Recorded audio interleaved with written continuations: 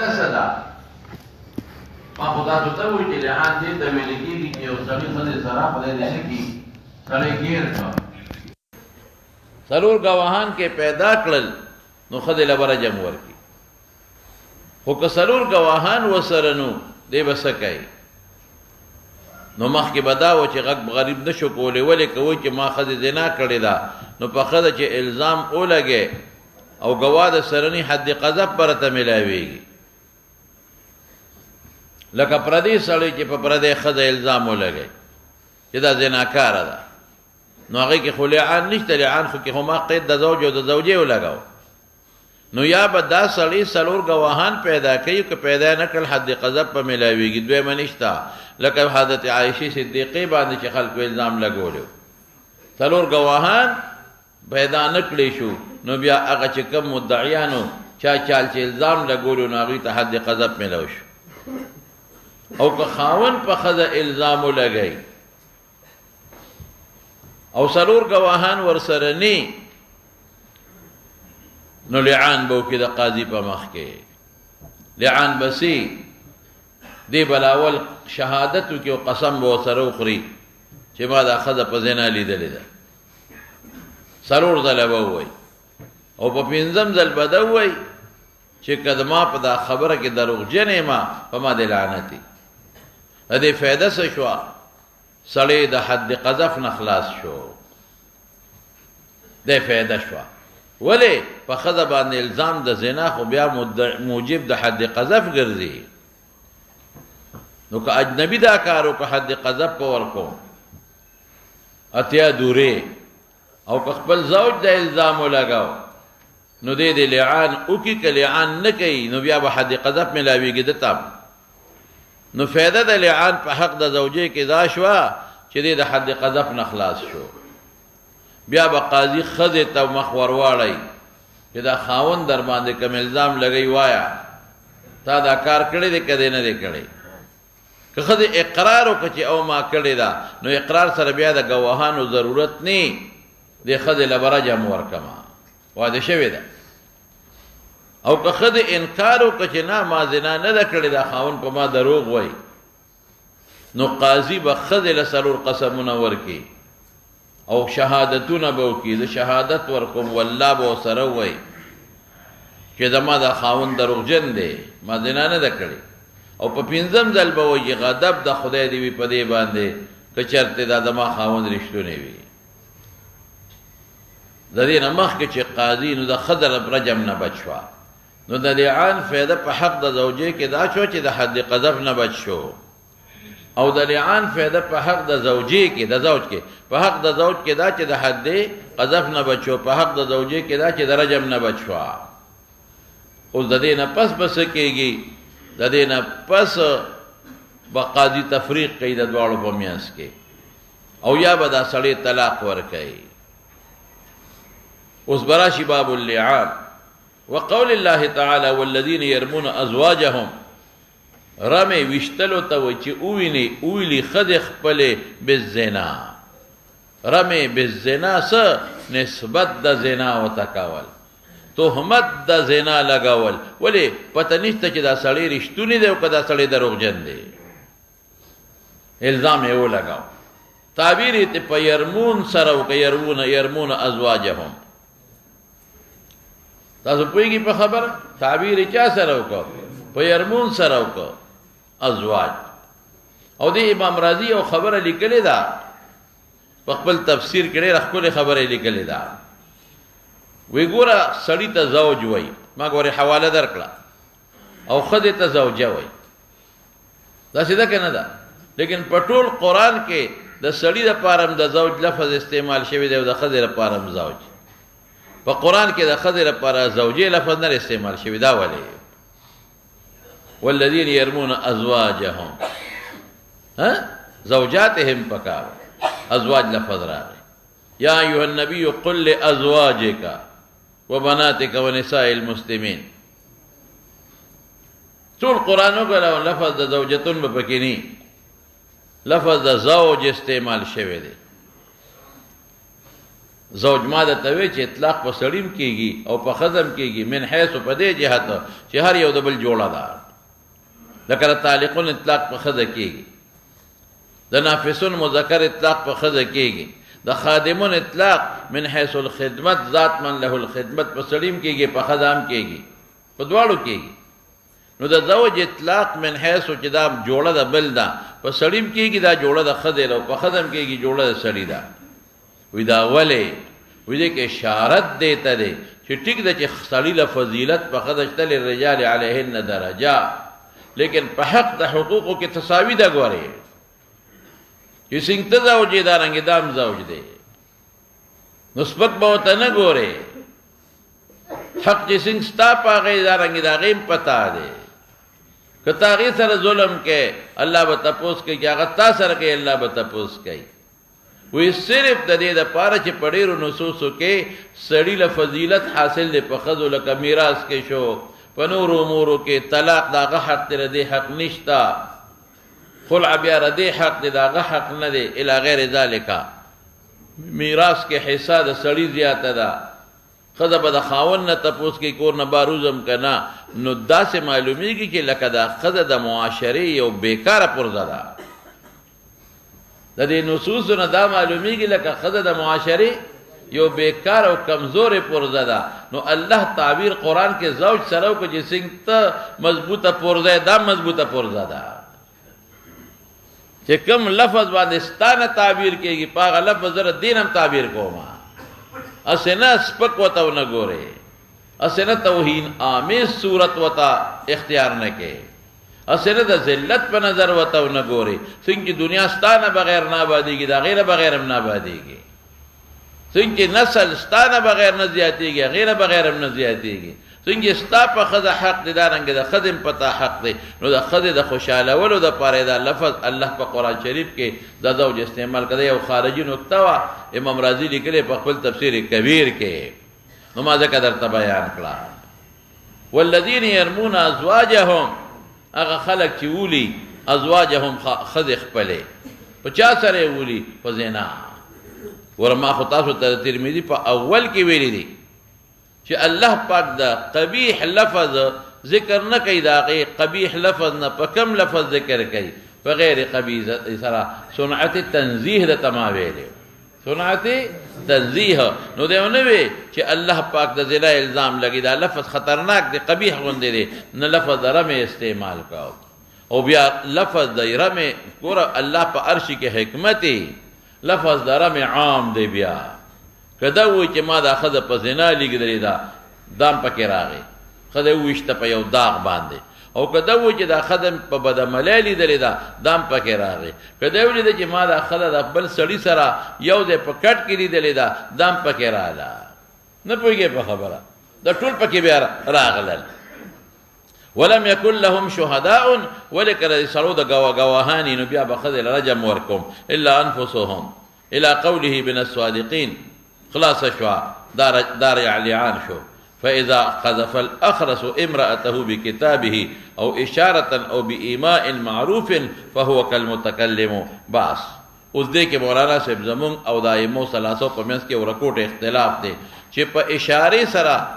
لعان کېږي او که نه کېږي. اوس کوم یو سړی دی چې هغه اخرس دی، اخرس پېژنې که نه؟ څه ته ویلې کېږي؟ ګونګا ته نه وایي، چاړه ته وایي. چې کوم سړي ژبه کار نه کوي هغه ته اخرس وایي.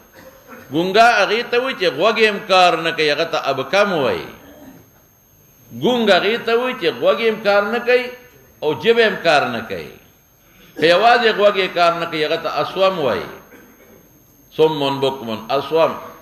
او که یوازې ژبه یې کار نه کوي هغه ته اخرس وایي. او چې ژبه او غوږ یې دواړه کار نه کوي هغه ته ابکم وایي. نو چې کم صرف غوږ کار نه کوي اسوم، هغه ته مونږ کون وایو. او چې ژبه کار نه کوي اخرس، هغه ته مونږ چاړه وایو. او چې ژبه او غوږ یې دواړه کار نه کوي ابکم، هغه ته ګونګ بیا وایي. نو دا څه شی دی؟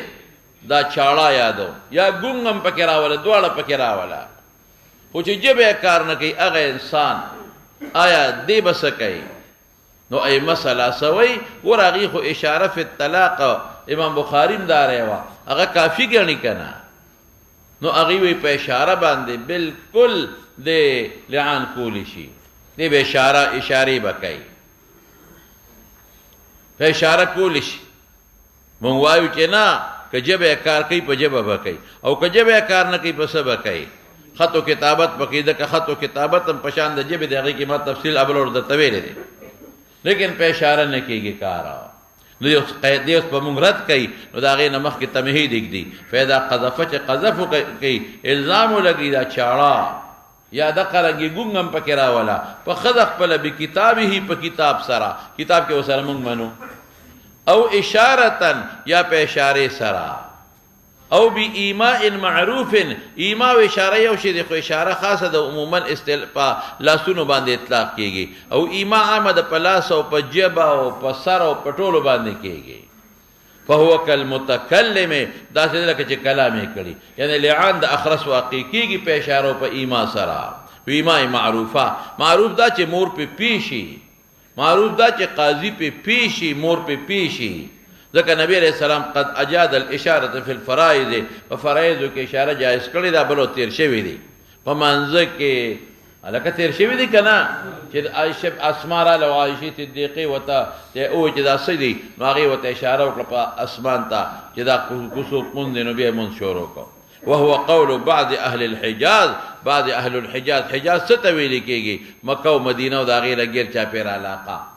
دې ته حجاز وای چې یو خوا دریای بحر هند او بل خوا بحر فرات دا دجله او فرات ته غیر چا پیر دي دا حجاز شو واهل العلم وقال الله تعالى واشارت الیه چې کوم وخت مریم سره حضرت عیسی په جیب په غیږ کې او بیا ته قوم تپوسو کو یا مریم ان لک هذا نو بیا مریم سو کو اما شوم ته اشاره او اشارت الیه دا ګوره اشاره فائدہ منوا که فائدہ نه ور کوله نو بیا بدی ول اشاره کا ولا قالوا كيف نكلم من كان في المهد صبيا قال الضحاك الا رمزا بل ذکر دي کنه الا رمزا اي اشاره نو که فائدہ مند نوا نو ولي با الله ذکر کاو وقال بعض الناس بعض خلق کوئی مراد دین احناف دي دي بعض الناس سره قال بعض الناس د امام بخاری ځان له مستقل اصطلاح دا او په دې بعض علماء مستقل کتابونه لیکلي دي او د دې قال بعض الناس کله کله امام بخاری په دې جلد ثانی کې جلد اول کې میوزل دوی ویلي دي خو زیات تر په جلد ثانی کې استعمال کړي دي نو زیات خلک وایي چې دا بعض الناس کې امام بخاری په احناف ورد کوي خو یره احتراما چونکه امام ابو حنیفه رحمت الله علیه خورده د استاد دی دغه شیخ او شیخ دی بلکې د استادانو استاد دی ما خو تاسو طویل چې د په ثلاثیاتو کې کم مضبوط استاد مکی ابن ابراهیم هغه د امام ابو حنیفه رحمت الله علیه په شاګردانو کې دارنګه د دو استاد احمد ابن حنبل داغه نقل کوي د امام شافعی استاد داغه نقل کوي هغه دواړه بل واسطه د امام ابو حنیفه رحمت الله علیه شاګردان دي نو دی وجنوي دی احتراما د امام ابو حنیفه نوم ناخلی او بعض الناس سره تعبیر کوي لکه اوس چې مثال پته ور دلته کې یو سړی دی چې خپل عالم دی او داغه د خلینو داسې یو خبره اوزي چې هغه زما پنځ محقق ني زما پنځ خطاوي او د ډارې کوم چې پلان کې مولا دا خبره کړې ده داغه به احترام شوا او کله دا وایم چې بعض علماء دا ذکر کړی دي نو بس خپل مسله واضحه کم کنه که څوک چې دا مسله د ځانه پرد کې نو زم چې د ځان نه دي بعض علماء ردی قائل دي او چې کوم خيار خلق دی هغه به پیم شي نو دی وجنوي امام بخاری رحمت الله علیه بعض الناس کې احناف مراد کوي احتراما نمنا دي خردونه پی کوي والامر ليس كذلك دا برته یو ځای کې ثابته کما کله به بعض الناس کې په امام صاحب رد کوي کله به په شافعي رد کوي کله به په احمد رد کوي کله به بعض معاصرین رد کوي نو بعض الناس ته امام صاحب نه دی مراد هر ځای کې پڑے روزینو کې خود د امام ابو حنیفه رحمت الله علیه سره موافقت کړي دي او په بعض زینو کې د امام شافعی سره مخالفت کړي دي د امام احمد سره ما تاسو ته بار بار نه وایم هم دلته د امام بخاری رحمت الله علیه میلان مسلک د احناف ہوتا دی دی خدا خپل مجتهد دی دلته کې میلان مسلک د شافعي ته دی، دلته میلان مسلک د احمد ته دی. بار بار درته زویم نو اوس دا مسله چې دا د بعض الناس کې دی یقینا رد کوي په احنافو باندې، بالکل دا صحیح ده. ولې ځکه بعض الناس چې زموږ احناف دي د هدایې عبارت ته په شامي کې شته، په هندیه کې شته چې لا حد ولا لعان للاخرس. سمې وي د احد او د لعان د اخرس په اشاره نه کېږي. لا حد ولا لعان باشاره الاخرس، او په حکم د اخرس کې اب کم هم دی. یا لکه پوهیږي په خبره؟ بالکل نه. ثم زعما دې اوس به مونږ رد کوي. ان طلقوا که طلاق ورکا، ګوره زه به اوس تاسو یو پوټې پوهې کما، زما خپل ځاني دا سوچ دی. دا ټیک دی چې ستا علماو لیکلي دي، ستا علماو لیکلي دي چې دا په احنافو رد دی، خو در حقیقت یا خو د احنافو عبارت دته نه دی معلومه، پوره خبر ته نه دی. او یا دا دی چې په احنافو رد نه دی، په بعض علماو د خپلو معاصرینو رد دی. لږ صبر کوه، زه خپله راوړم احنافو ته. ولې چې ستا حافظ ابن حجر علامه عیني ټولو لیکلي چې په احنافو رد کوي، زه به همدې ته راوړم، خو تاسو لږ پوه. ثم زعما د زعم اطلاق خو تاسو ته ما ویلو، په قول حق هم کېږي، په قول باطل هم کېږي. ولې هغه اعرابي چې راغی رسول الله مبارک ته څه وایي؟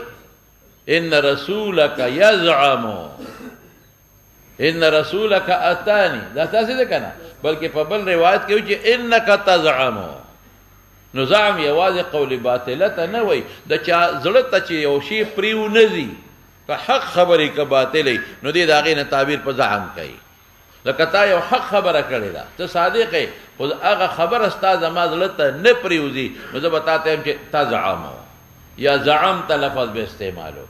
نو زعم مطلق قول باطل ته نه وایي چې دا کم قایل زړه ته دا خبره نه پرېوځي، دې قایل زړه ته دا خبره نه پرېوځي. اگر کدا د چا قول دی هغه په حق ولې نه دی، نو دې په زعم تعبیر کوي.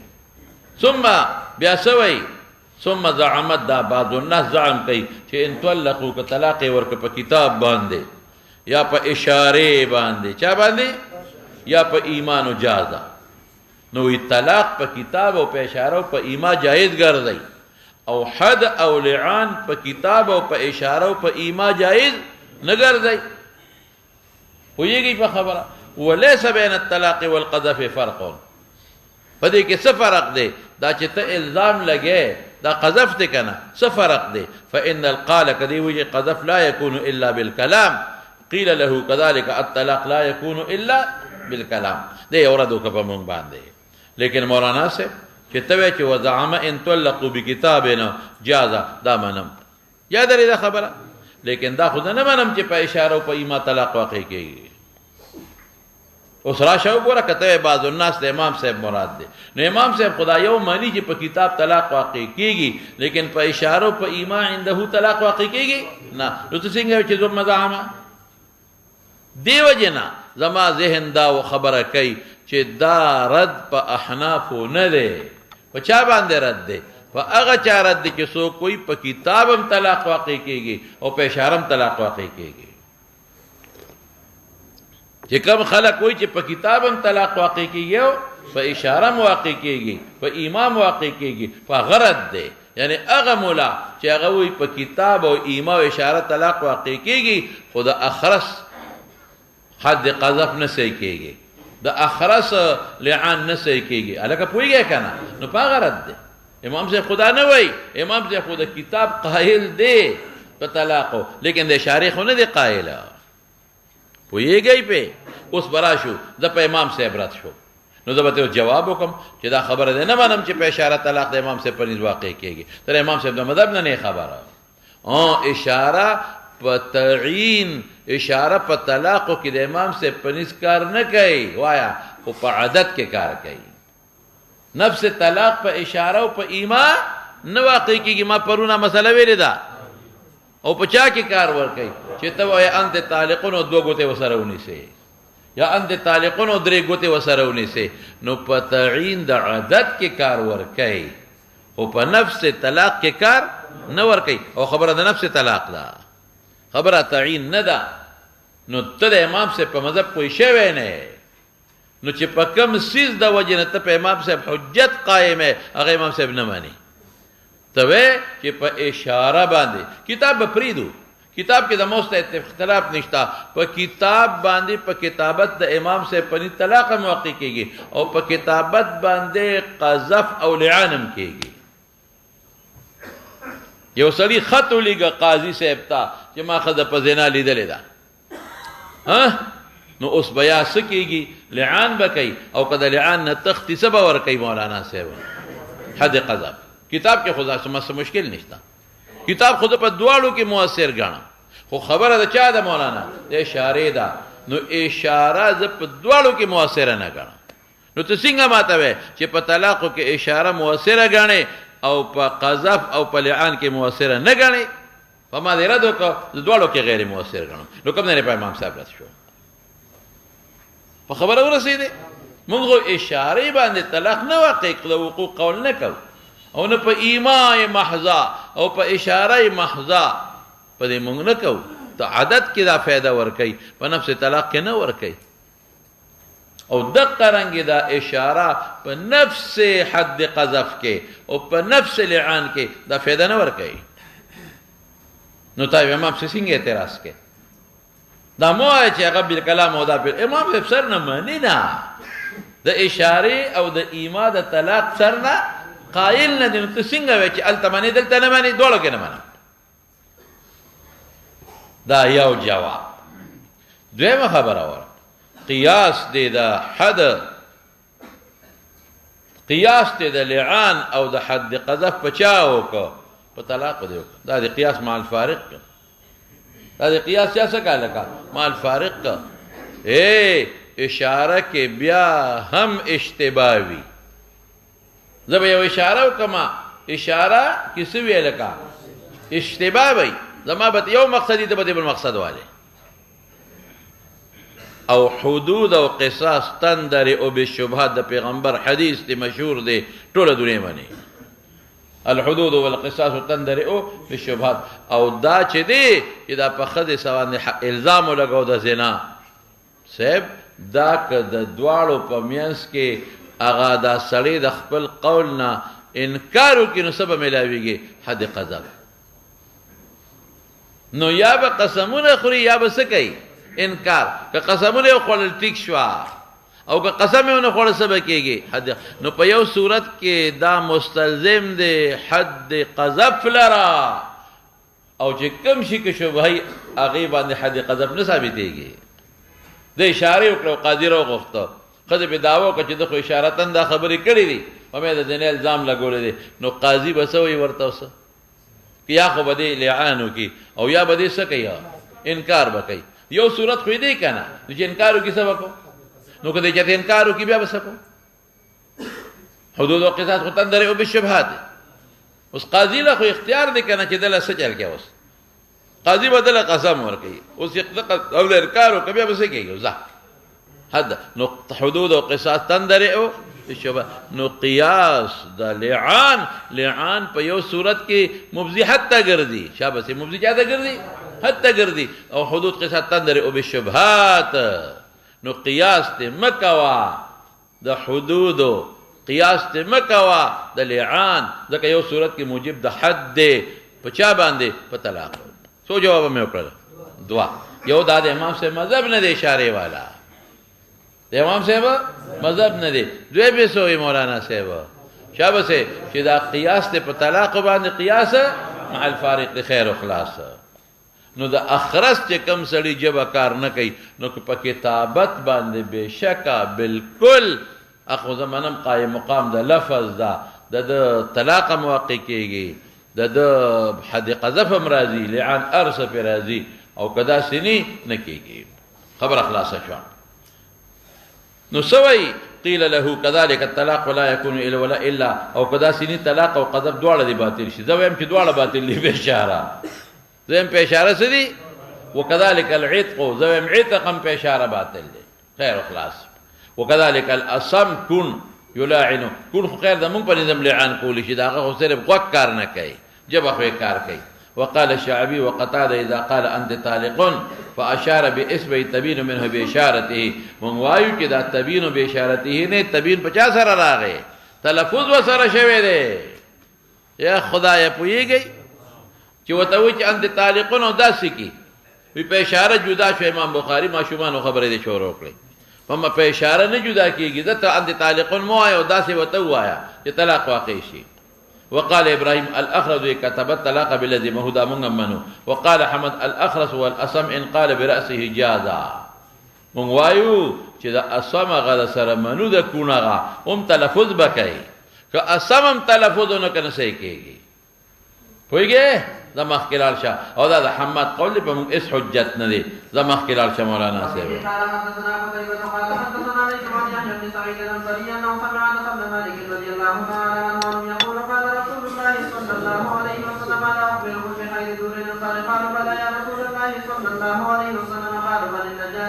ثم الذين يلونهم بنو عبد الأشهر ثم الذين يلونهم بنو عبد الحارث بن الخزرج ثم الذين يلونهم بنو سائلة يلونهم یا یوبل نزدیدی په نسب کې یوبل تا او یا یلونهم په کورونو کې او یا یلونهم په ایمان راوړلو کې شابته بیا قال اشار بيده دا سکړه ما تا ګورا ګوته قبض له داسې کې وی ټول انصارو کې خیر دی ټول انصارو کې څه دی دا دې ګورو پیغمبر اشاره وکړه کنه الله کذا خدا مطلق اشاره نه منکر نه ما دا څه کې دا خو نه حد نه طلاق دین الزام پکې نشتا دا څه دی لکه فضیلت ته پاره دی دې کې خود د اشاره انکار نه کوم په دنیا په اشاره روانه ده ټول دنیا په اشاره روانه ده پمځه چې د لاس داسې کم الکه ټول راغون شي لاس داسې کم الکه د امضا اشاره او تلفظ نو کما دې څه انکار کړي مونږ صرف او صرف وایو چې کم شي کې الزامي مالیات بل او کم شي کې حد او قصاص وی شوبهي پکې الته اشاره کار نه ورګي ها په طلاق کې بیا چې تلفظ وسره وشنو پتا عند عادت کې کار ورګي نو ته په ما دا مې آیا دا خو زمانه ما نه وسړی ته پوسو کې نمازیګر 100 رکعات فرض دي او د سلور ګوتې ونیسم دې کې هم نه ته چا ویني کې دې کې مت اشاره ته خدا سے خبره کې لکه چې امام ابو حنیفه رحمت الله علیه سر نه دې اشاره اړو قائل نه دی نو قال بيده فقذب ثم بسطه الناس كرامي لك شيء پلاس اولي وقال في كل دور الانصار خير وربس اشاره ما ته چته د پیغمبر په یو قول کې وخایا زباو باندې تخرج به محدثه تخذ لكون احاديث حافظه د پیغمبر یو قول مرفوع راته او خایا چې بغیر د تلفظ نه محض اشاره هغه کې هغه دلیل عند صحت ویلی یا د طلاق ور صحت ویلی ځه د پیغمبر قول خایا فعل خایا تقریر خایا تو لوی محدث متاغه خایا چې کوم باب کې د موستا جګړه دغه خایا کوم باب کې د موستا اختلاف د هغه کې راته یو حدیث راوړه امام بخاری ستانه خو غټ محدث بلشته دینا یو را پیدا کا امام سیبم دا سنه چې حدیث ورنه خبر دی استنباط چې کیږي د چا نه کیږي د حدیثو لکه چې حدیث وتری باندې استنباط پسینګه وکي چې دولسنیم لکه مسالې رو باسي د قران او سنت نه نو دا خوب خو نه دی لیدلې دا کور کې غاڼه خو نه دی لګولې چې پوګ غني وردن نه کاوه او بته وباسا چې دولسنیم لکه مسالې او باسي خو حدیث وسره شته کنه او بیا خی کنه په خپل فقہ کې په مبسوط کې په زیادات کې هدايه نه ګوري دلیل عقلی نقلی دواړه درخه بیا راته خیم چې دا مسله مې د حدیث نه استرا بیا راته خیم چې دا مسله مې د حدیث نه په یاد خبرې نه کوي زمون کتابونه ډک دي دینا دا حدیثونه چې دا مسله د حدیث نه دا مسله د حدیث تر او بیا پاغه حدیث په حافظ او نور علما ګرځیدلې دي درایه لیکلې ده درایه په تخریج د حدیث او هدايه کې چې ګورو چې دا احناف ته خو شافعي مسلک ته حافظ ابن حجر چې ګورو چې دا هدايه مولا د احناف او د احادیثونو کوم استنباط کړي دي چې دا حدیث کومه درجه دي هغه په ځان مستقل کتاب لیکلی دی درایا ازیلعی په مستقل کتاب نسب الرایه لیکلی دی بیا علما داسې نه دي پرېښی دي پسې ښه زبردست لکه مړدانو پسې چې جال ګرځولی دی که نه دقسې د احنافو پسې جالونه ګرځولی دي چې وګورو چې دی گیر کوچتا چې دا حدیث ضعیف دی، دا حدیث ثابت نه دی، نو په دلایل ثابت کړل چې په 500 کې یو حدیث راست لري چې دې کې دا کلام دی، هغه محناف ول بل دې مطابق او شاهد پیدا کړي. دا څه غوړه خبره نه ده کنه. چې څومره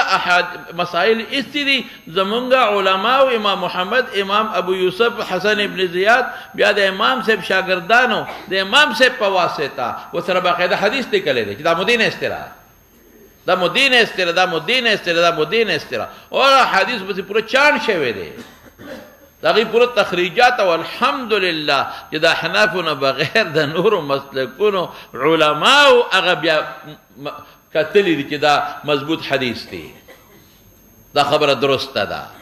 تا یادونه ما په خیال خوبونه لیدلی دي ها، علامه اقبال خوب ولید چې پاکستان جوړ شو،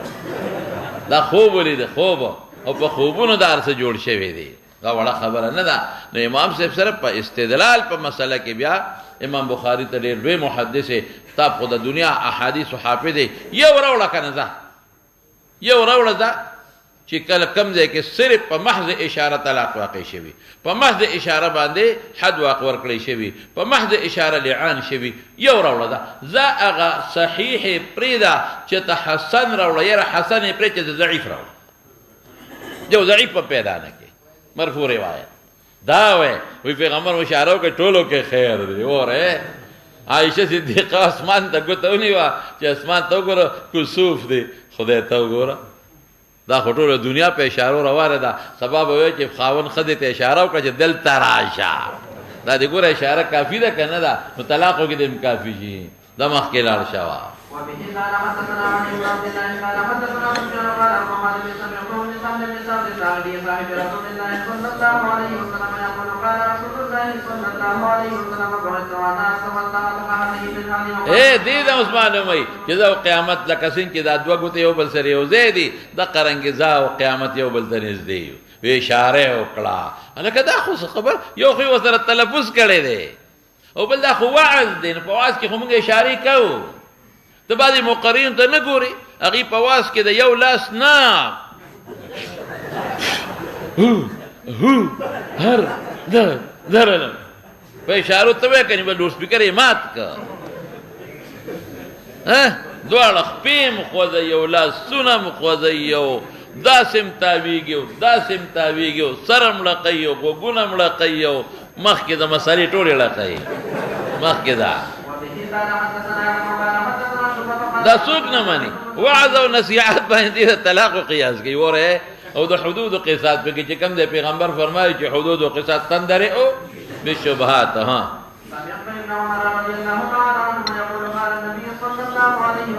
او بیا داسې راوړي که نه، داسې څیزونه راوړي چې مې تلفظ کړی دی او مې اشاره کړې ده، هغه خو طلاق وکړي نه منمه.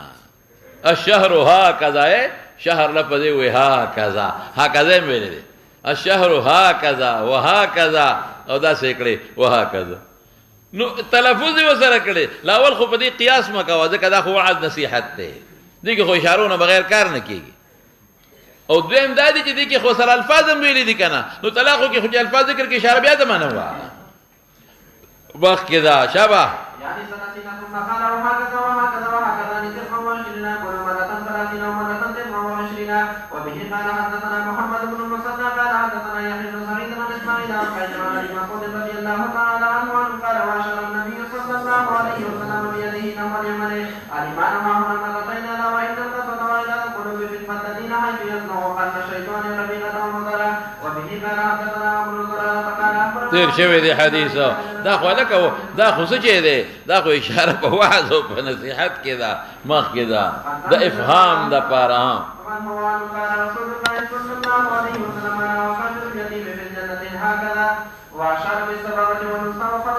او لږ فرق یې راوستې مرتبه مې ته لږ اوچتر دی مرتبه کې لاندې ده. بس اوس مولانا صاحب ووره که تعریض یې وکړه په نفع د اولاد، دی ووایي چې یاره زما دا بچی خو تور دی او زما ښځه م سپینه ده او زه م سپینه یم، نو دې کې څه ته اشاره ده چې دې ښځې مې چېرته سروانې کړی دی، لیکن په دې باندې به حد قذف نه راځي او نه پې لعان راځي. دا تعریض دی او چې صریح وای سو وای چې ښځه مې په زنا ګیره کړې دی یا داسې الفاظ وایي چې د زنا نه تعبیر دی نو اله کېږي په دې نه کېږي ورپسې شه وبه قال حدثنا ابن قتادة قال حدثنا مالك بن ابي شهاب عن سعيد بن المسيب عن ابي هريره رضي الله تعالى عنه ان رجلا اتى النبي صلى الله عليه وسلم فقال يا رسول الله صلى الله عليه وسلم ولدني غلام او زما یو هلک غلام نه مراد هلک د تور پیدا دی او زم سپینې ما او ښځه مې پاغونده ده مخکې ده فقال هل لك من ابن قال نعم قال مال عنها قال حكم قال هل فيها من اوراقات خړ پکې شته وی نعم فأنا ذلك من أين أن د کم ځای نه راغی قال علا نزعه عرق یو رګ ځان ته راښکلی دی چې ته نیکونو کې یو رګ دقه تور خړ تیرو راښکلی دی وی لعل ابنك هذا نزعه عرق ورڅنګه پیغمبر مبارک تشبیه ورکړه تشبیه د معقول چا سره ورکړه د محسوس سره بس هغه ته نو چې اوس به تعالی حد قذف درکو یا بلعان کې مخکې ده او قسم به ورکولی شي ملاعن لا ها بس مولانا صاحب تاسو ته ما یو خبره وکړه د تفصیل ته اوس وره زمونږ په نس څه شی د لعانه شهادات مؤکده بالایمان دا ایمو ثلاثه په نس څه دی ایمان مؤکده و شهادات مخصوصه سمره د خلاف کم دی راځي زمونږ په نس باندې چې سړی مسلمان یو ښځه کتابیه نو زمونږ په نس باندې په دې کې لعان نه کېږي ولې ځکه مسلمان خو اهل د شهادت دی د ښځې په خلاف باندې خو ښځه کافره ده یهودنه عیسایانه ده د مسلمان خلاف ګواهي نشي کولی دې کې لعان نه کېږي پوهېږې پې او د هغې په نس کېږي ځکه هغې وي دا ایمان دي نو سړی مسلمان هم قسم خوړلی شي او یهودي عیسائی هم قسم خوړلی که چېرته سړی عبد دی او ښځه حره ده یا سړی حر دی او ښځه وینځه ده زوجه ده زمونږ په نس باندې په دې کې لعان نه صحیح کېږي څه به کوو لعان نه صحیح کېږي ولې که سړی عبد دی نو عبد د حر او ښځه حره ده نو عبد د حر خلاف ګواهي نشي کولی او که سړی حر دی او ښځه امه ده نو ښځه امه د حر خلاف ګواهي نشي کولی نو زمونږ په نس په دې صورت کې لعان نشته او د هغې په نس قسمونه دي نو عبد هم قسم خوړلی شي او ام هم قسم خوړلی شي نو زمونږ په نس به دې کې سي که چېرته ښځه کتابیه ده د په الزام ولګو بس حد قذف یا به ګواهان څلور پیدا کوي یا به حد قذف ورکړو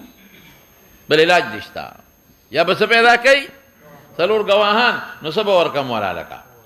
بیا به رجم ورکم ښځې له او که څلور ګواهان یې پیدا نه کړی شو دله به حد قذف دې کې لعان نشته او که سړی عبد دی او ښځه امه ده یا سړی عبد دی او ښځه حره ده او یا سړی څه مې وي حر دی او ښځه امه ده زمونږ په نس په دې کې هم لعان نشته یا به ګواهان پیدا کوي او که ګواهان یې پیدا نه کړله نو حد قذف دی خیر خلاص او د هغې په نس په دې ټولو کې لعان شته ولې ځکه یمین دی او ښځه هم یمین قسم کولی شي که هغه حره ده او که امه ده او سړی هم که حر دی او که عبد دی او چې کومه دغه دا بل څه شی به وي که اهل کتاب دی نو هغه قسم کولی شي اوس خو به پېښ وی که نه امام بخاري وی احلاف الملاعن قسم ورکول د دې نه داسې معلومیږي څه معلومیږي چې د دې احلاف لفظ یې ووی نو دکه چې رده میلان دې ته چې ګنې یا یمین دی ورپسې شه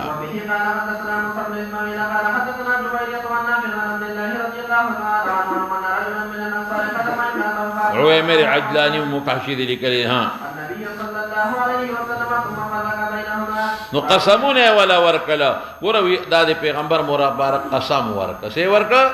قسم لیکن مونږ وایو چې قسم پکې شته که د دې نه خدا نه معلومېږي چې شهادت یې نه دی ویلی قرآن حکیم کې الله چې څه تعبیر کړی مونږ هغه اخلو قرآن کې الله څه وایي فشهادت احدهما څه وایي فشهادت احدهما 4 شهادات بالله انه لمن الصادقین نو الله پاک په قرآن شریف کې تعبیر په ایمانو نه دی کړی په شهاداتو یې کړی دی نو چې الله تعبیر په شهاداتو کې حکمت پکې شته که نه لکه ما درته مخکې نه وي د الله یو ټکي کې حکمت دی والعصر د زمانې خو بلا نومونه دي دومره نومونه دي دهر او زمانه او فلان والعصر ولې وایي نقطه ده پکې چې دا زمانه چې هر څومره اوږده ده ستا په نیز باندې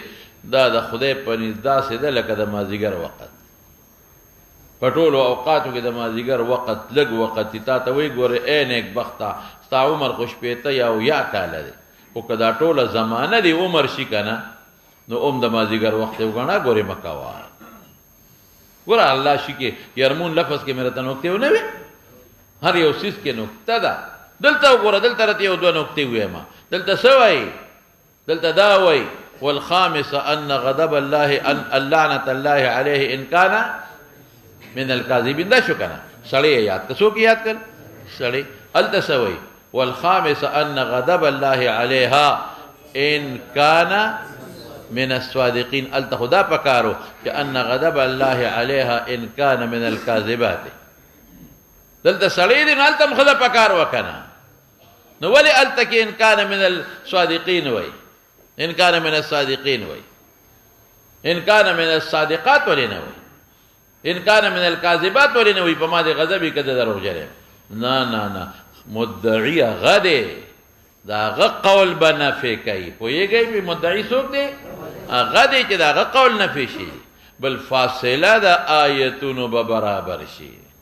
خو دا فاصله وړه خبره ده اهل البلاغت یې وایي اصل هغه مدعي دی نو ښځه چې رد کوي او قسم کوي د هغه قول به رد شي په خپله به دا بری شي هر یو څیز کې د قرآن شریف یو نکته داسې ډېر څیزونه دي ګوره قرآن شریف کې الله تعالی څه فرمایي وسیق الذین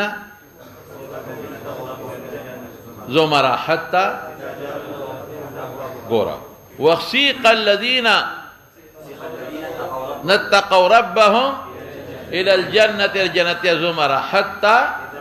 اذا جاءوها وفتحت واو دی څه دی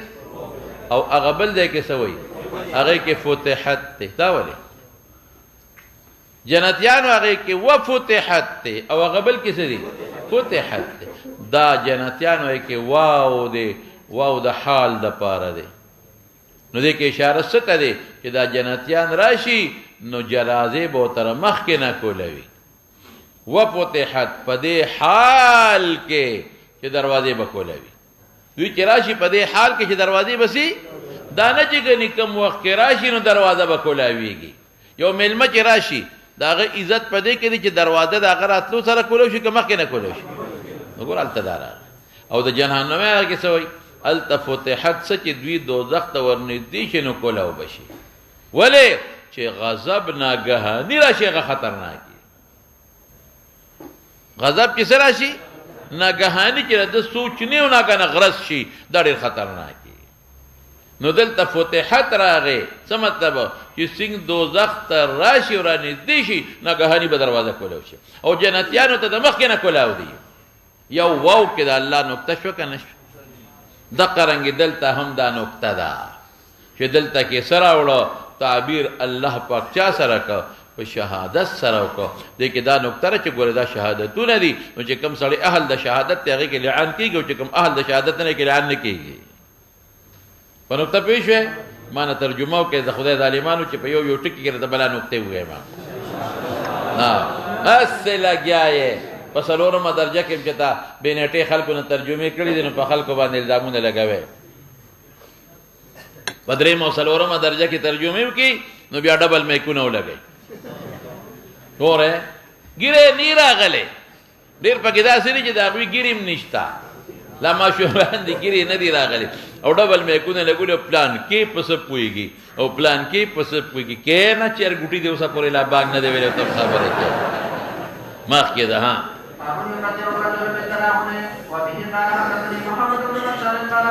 ثم فرق بینهما نه به مونږ یو بله مسله وباسو چې نفس لعان نفس لعان تفریق نه دی څه مې وایي نفس لعان تفریق نه دی یا به قاضي تفریق یا به د طلاق ورکوي ثم فرق راغی دې کې دا نکته ووایه دا هم چې خبره خلاصه شي ای مسله سوي نفس لعان تفریق دی څه مطلب چې لعان سړی مو کو خدای مو کو نو بس خزه د خاون نه جدا شوه. امام ابو حنیفه رحمت الله علیه سوی اوس د امام بخاری اعلان په دې مسله کې امام صاحب طرف ته دی چې نه قاضي به تفریق کوي، ما ته ګوره څوک به کوي، یا قاضي یا دې به طلاق ورکوي. ولې که چرته لعان وشي د هغې نه پس هم احتمال لري چې سړی ځان ته دروغجن و، دا سړی دروغجن دی، په ښځه الزام لګولی دی، لعان یې وکړه خو چې ښځې وي چې په مارې د خدای غضب وي دلته ویرېده، یاره دا خو ما زیاتې وکړه، ما هم قسم وخوړه او ښځه زیاتې مې وکړه، د هغې نه پس قاضي ته وایي قاضي صاحب ما په ښځه دروغ ویلی، نو حد قذف به قاضي ورکړي، نو ښځه واپس شوه. ښځه یې څه شوه؟ واپس. نو که نفس لعان تفریق وي نو بیا ښځه نه واپس کېږي. له ان يكذب نفسه بعد اللعان. نو چې د لعان نه پس دې د ځان تکذیب کولی شي نو قاضي به له حد قذف ورکړي، نو ښځه همغه ښځه پاتې شوه. دې وجې نه د لعان نه پس دله اختیار دی د طلاق ورکوي که نه ورکوي. هسې نه انکار وکړي تکذیب وکړي نو که طلاق یې ورکړه پته ولګي تکذیب نه کوي،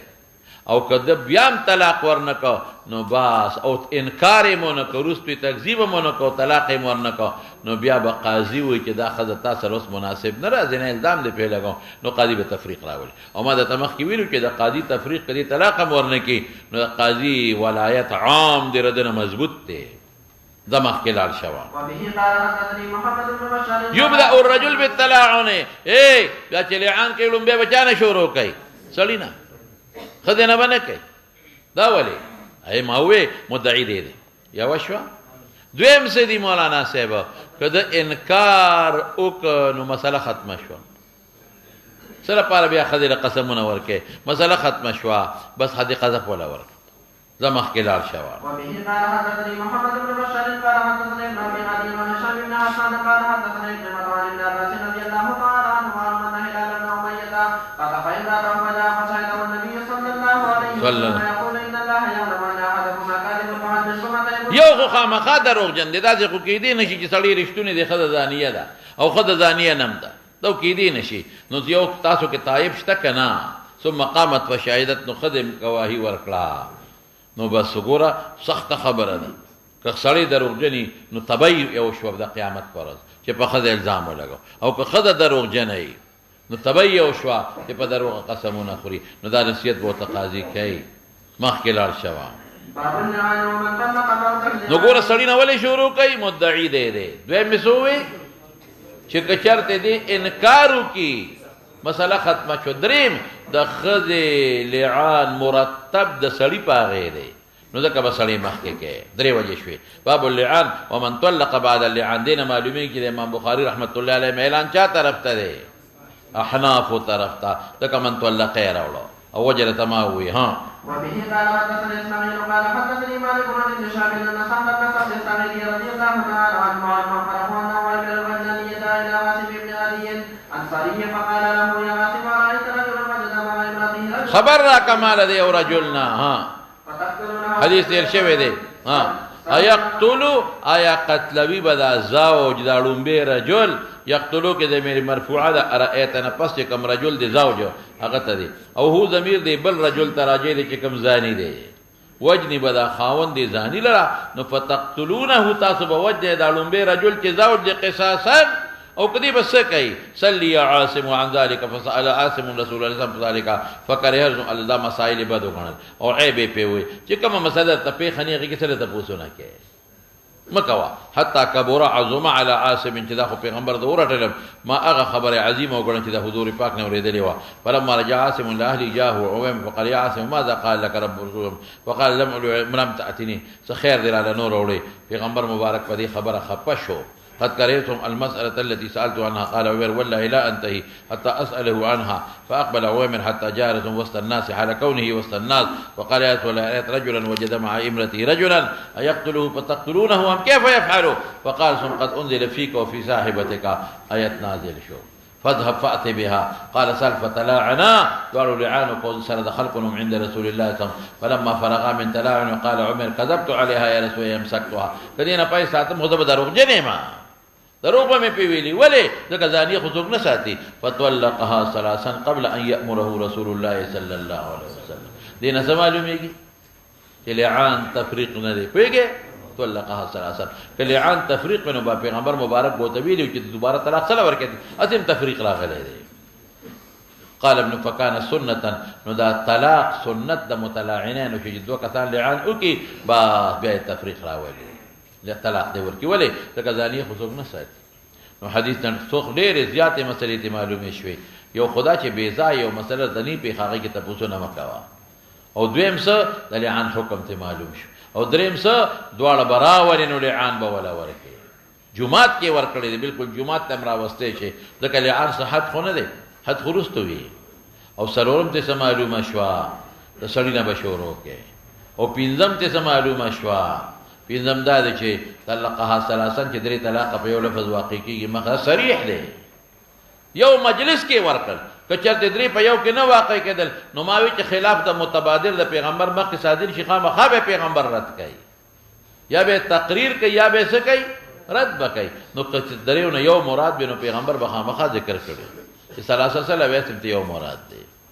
او بل دا ته معلومه شو چې نفس لعان تفریق نه دی. زو سر پسې شه او ته دغه مسله معلومه ها. وبه قال حدثنا يحيى قال اخبرنا عبد الرزاق قال اخبرنا ابن جريج قال اخبرني ابن شهاب عن المناولة وعن السنة فيها عن حديث سهل بن سعد في بني ساعدة أن رجلا من الأنصار جاء إلى رسول الله صلى الله عليه وسلم فقال يا رسول الله صلى الله عليه وسلم رأيت رجلا وجد مع ابنته رجلا أيقتله وكيف يقتل؟ فأنزل الله تعالى في شأنه ما ذكر في القرآن من أمر التلاعن. فقال النبي صلى الله عليه وسلم فقد قتلناه فيك وفي امرأتك. قال فطلعنا في المسجد وأنا شهد فلما بلغت قال كذبت عليها يا رسول الله صلى الله عليه وسلم إن أمسكتها. فطلقها ثلاثا قبل أن يأمره رسول الله صلى الله عليه وسلم حين أسفرها من التلاعن. ففرقها عند النبي صلى الله عليه وسلم فقال دقه مناسبت دباب شو ها. قال ابن جريج قال ابن شهاب فقال للسنة بعضهما أن يفرق بين كل يفرقا بين كل متلاعنين وكان كاملا وكان ابن أيوب قال أمه قال ثم جلس بیا به مور طرف بچی نسبت کړه د پلار خدان نه منې کا. انها تركه وتركه او بالکل دا خزه به د خپل ماشوم نه میراث وړي او ماشوم بر د خزه نه وړي، بس پلار نه نفیشو دا غي نه میراث یو بل نه بیان شي وړي. قال ابن جريج عن ابن شهاب دا د ابن جريج دا مخ کې مراغه ودلتم دلته خدا دغه دی مرسل دا مقطوع دی دا معلق دی، لیکن بل ځای کې دا موصول دی. ها في هذا الحديث ان النبي صلى الله عليه وسلم قال ان جاء به يما کراتلو کل دی خزه په دې ماشوم تک سر چې دا بچي سر پیدا شو قصير لنډه کانه وحرا دا سی لکه دا چرمخکې پشان چا پشان تی دا غي پشان نری او سر ګمان نکوم ها په دې خزه الا قد صدقت بغردي رښتیا ویلې دا زنا نه ده کړل ځکه دا د خپلار شکل او د چا شکل د دې زوج وکذبوا دې سړي په دروغ ویلي ځکه بچي هغه سره مشابه شو. وانجات به او کراتلو کل دې خزه په دې ماشوم اسود تک توغر اعیان غټ سترګې زالیتین خاوند د دوه غټو کناټو. نو فلا ګمان نکوم په دې زوج مگر رښتیا په ویلي ځکه دا د ځاني شکل دی. فجاءت به علی المکروه من ذالک چې کوم مکروه مکروه څه د ځاني مشابه د چا مشابه د ځاني مشابه. اوس که سوال وکړي چې پیغمبر مبارک مخ کې تشبیه نه فکړه لعل عرق النزاع آیات دي د ته ولې تشبیه ذکر نو رسول الله مبارک ته کشف او وحی سره پته ولګېدل چې دلته به بچي د یو مشابه کشف سره یا وحی سره پته ولګېدل چې بچي بسي د یو مشابه. دویم دا خپل جواب دتاو کوم. دویم دا چې دا تشبیه صرف د زړه د پاره وي. چا د پاره وي؟ په دې تشبیه خو پیغمبر مبارک خدای حد ورنکړ چې د ځاني مشابه پیدا شوري حد در کوم. نه نه نه نه په تشبیه باندې حد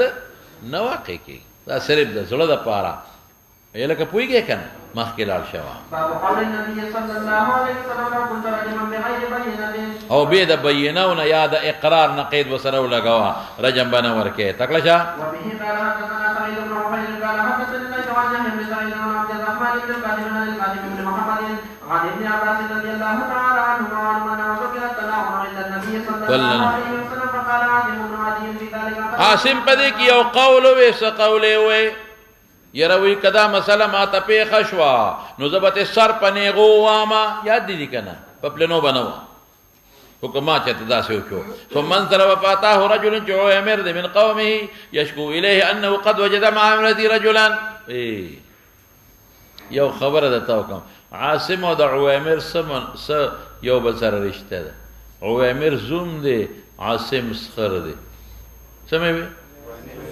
عوامر زوم دي عاصم سره دي سخر دي نو چې عاصم ته دا خبره او نو عاصم سوي یرا وی کچرته دا یو سړی خپل خزا د سړی سره سای کی ها نو سبق وی کمات دا مسله ماته پیښه شوا نو په پلنو به سر نه وام په سبا واما پنې غوبو دا خبره وکړه دې کې عوامر راغی وی مسله پیښه ده عاصم مبتلا شوم پکې دا ما چې دا کوم ته دا خبره کړه کنه دا غي د وجه نه مبتلا شوم نو کته وی چې دا خو عوامر پکې مبتلا دي عاصم خو مبتلا نه دي ته جواب مې وکړه لورې په لورې لنجراله په خدا خو نه له خو بچاراله په لورې جنجال لاغي فقال عاصم ما ابتليت بهذا الا لقولي فذهب به الى النبي صلى الله عليه وسلم فاخبره بالذي وجد عليه امرأته وكان ذلك الرجل مصفرا زياد رانگي ولك شرمخ كي قليل اللحم ثبت شعره او اوار ويختو والو وكان الذي ادعى عليه انه وجده عند اهله جاء كمزاني خدلا پندورو آدم تورو كثير اللحم سوٹاو فقال النبي صلى الله عليه وسلم اللهم بين پتاو لگے دلا چې دا پیغمبر تشبیه وای ولې وای اللهم بين ویلې دې نو وحی شو چې راضی با اللهم بين وی نو وحی را لچ یو مشابه برازي نو زکه دلتا وای فجاءت شيبان بالرجل الذي ذكر زوجها انه وجده شركه منذ فلا عن النبي صلى الله عليه وسلم هما قال رجل ابن عباس في المجلس پدې مجلس کې جناب ابن عباس دا حدیث وایو یو سړی وته هي التي دا اخذدا چې نبی اسلام فرمایي لو رجمت احدا بغیر بینه رجمت هذه دې په حق کې ویلو چې بینه خو نشته پک یعنی پیغمبر مبارک دلته څه چې د خدای پتاو لګیدا چې دروغجنه ده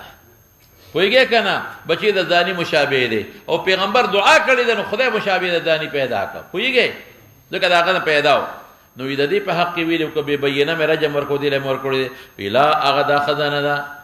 اذان هغه بل خزا وکنه تو زیرو په اسلامي اسوا چې په اسلام کې به بد کاری ښکارا کول غوا پینو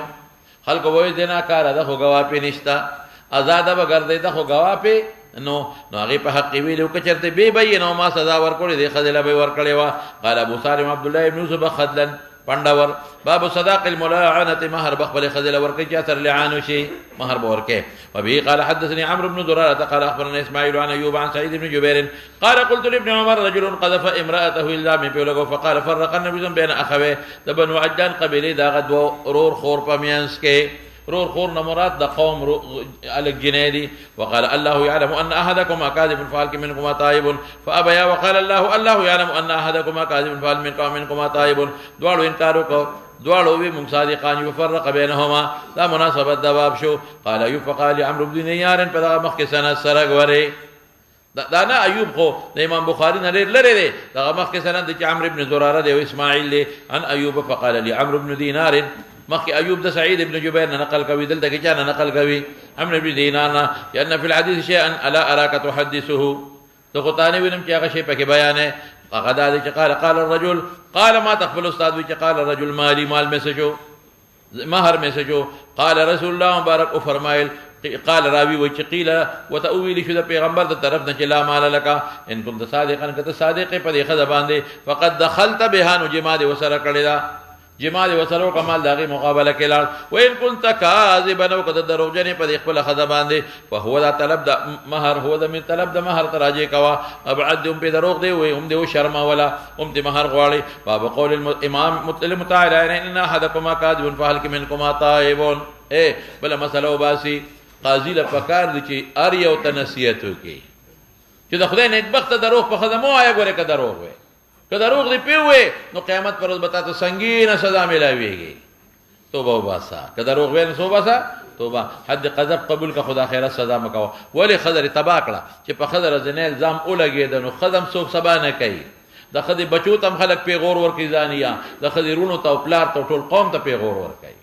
د خدي ډیر لوی ګناه وګڼلا ډیر لوی ګناه دی وګټلا مخکلال شوا وبه قال حدثنا علي بن عبد الله قال حدثنا سفيان قال عمرو بن قتل اذا من جبير قال سالت ابن عمر عن المتناولين فقال قال النبي صلى الله عليه وسلم المتناولين حسابكما على حساب استاسو حساب باتكنكما على الله احدكما كاذب لا سبيل لك عليها نشتري دار استاد پار پدې باندې ولزنا الزام دی ولګوس په نشه ساتلې نو قال مالي قال مال لك ان كنت صدقت عليها نو فهو العمل بما فاغت په مقابله د اغسل کې چې طلب د حل کړي د فرد غینا فیدر ته غشترا وان كنت كذبت عليه فذلك ابعد ذلك کې اشاره طلب د مال ته دی ډیر بعید دی هم دی شرم ولوم ته مال غواړي ورپسې چا قال سفيان حفظت من عمرو وقال ايوب سمعت سعيد بن جبير قال قلت ابن عمر رجل عن امرته وقال باصبعيه وفرق سفيان بين اصبعيه سبابا فرق النبي صلى بين اخوي بن العجلان دا ټول زموږ دلایل دي کنه یو د طلاق ور قبل دې کې سره دې لکه فرق وقال الله يعلم ان احدكما كاذب فالكمنكما تائب دا مناسبت د باب درې کرته وته وقاص سفيان حفظت من عمرو وايوب كما اخبرتك ابو التفريق بين المتلاعنين قسم نور کی تفریق پکید ګور امام بخاری بهلال مسلک د احناف ہوتا دی الله تکلش مولانا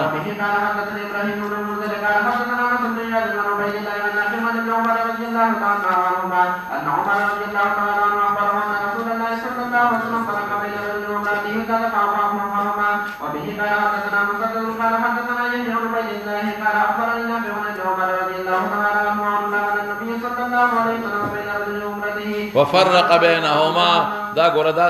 د امام بخاری مهلال مسلک د احناف ته شجابته اوس دا بچي په پلار ته منسوب کیږي نه خدا نه نفي کا چاته به منسوب کیږي خذ تشابه وبه قال حدثنا يحيى بن بكير قال حدثنا مالك قال حدثنا ابن عمر رضي الله تعالى عنه عن النبي صلى الله عليه وسلم بين رجل وامراته فانتقى من ولدها ځان منتفق چې دا بچي زمانه دی ها امام کوي اللهم بين ویل شي اگر که د چا سره مشابه پیدا شو نو فیصله په نشي کولی که خاون سره مشابه شو دا نه چې تا دروغ ویلی خدای رښتونه دا خدای قذف در کوم او که ځانی سره مشابه شو دا نه شي ویلی خدای ته چې تا دروغ ویلی دي رجم در کوم نه تشبیه څه شي نه دی ورپسې شمولانا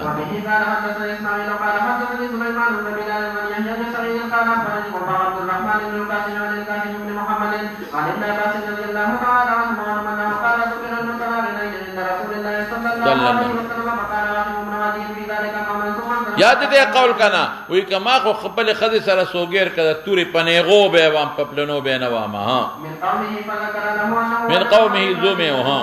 فقال عالم المعترض بهذا الامر الا لقول فذهب به الى رسول الله صلى الله عليه وسلم فامره بالذي وجد عليه امراته وكان ذلك الرجل مصرا قليلا من سبت الشعر وكان اوارو بيختو ولا گلگچنوها خدلا يا خدلا فندور كثير اللحم غټو ډیرو غوخه والا جعدا گلگچ سر والا او قطت شدید الجعودت ډیر پیچدار ویختي ولکه د حبشانو په شان ته فقال رسول الله صلى الله عليه وسلم اللهم دقه مناسبت د بابا الذي ذكر انه وجد عند رسول الله صلى الله عليه وسلم بينهما فقال رجل من عباد في المجلس هم دغه مجلس ته درس کې وته وي ها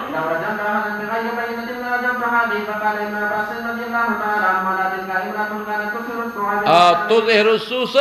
آزاد گردیدا سو ندانه چخکاره زنا به کول خکاره نه تظهر خکاره کول به السوء گناه لره گناه خکاره کول سمانا پښتو کې خلک سوي آزاد جنه ار چا سره به گپ شپ لگاو کولاو بغیر دے دلا ادا خزوا چا بته بالکل چې خد طلاق ورکی ولا او یا قاضی تفریق را ولی بس عدت بتیر کی دا خد بل چا سر نکاح کولی شي ها وبه قال حدثنا عمرو بن علي قال حدثنا يحيى قال حدثنا هاون بو طبيعه جمع نه کوي رضي الله تعالى عنه عن النبي صلى الله عليه وسلم وبه قال حدثنا عثمان بن ابي شيبه قال ما كثير شيء نه ها رضي الله تعالى عنه عن رفاعه القرظيه تزوج امراه ثم طلقها وتزوج دابرا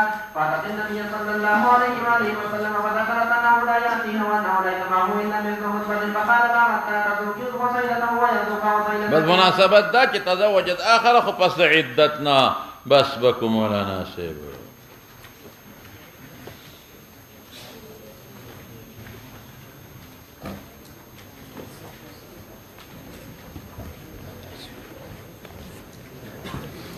اشاره و ایما کې څه فرق دی یو شی د څه خاص فرق نشته خو ما فرق او کده ته خو ته کونه